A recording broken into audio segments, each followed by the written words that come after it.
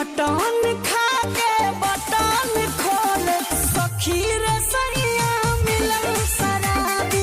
Mutton खा के button खोले सखी रे पियावा मिलन शराबी।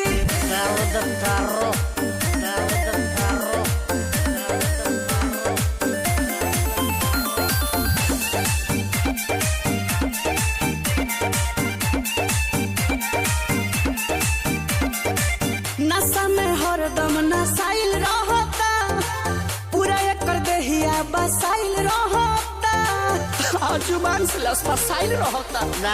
अमन बह के तो जीरा मरीच काला डालेला, उगरे भी खाती गरम मसाला डालेला। बेटा न छापी मिलल बपापी, मुहे पर हमारा दे देला जवाबी। मटन खा के बटन खोले सखी रे सैया मिलन शराबी। मटन खा के बटन खोले सखी रे पियावा मिलन शराबी।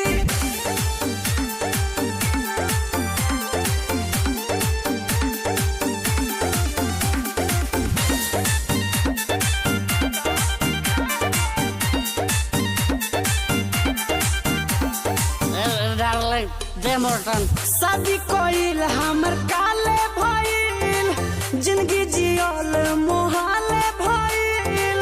एहो कैसे कर शिकायत कौन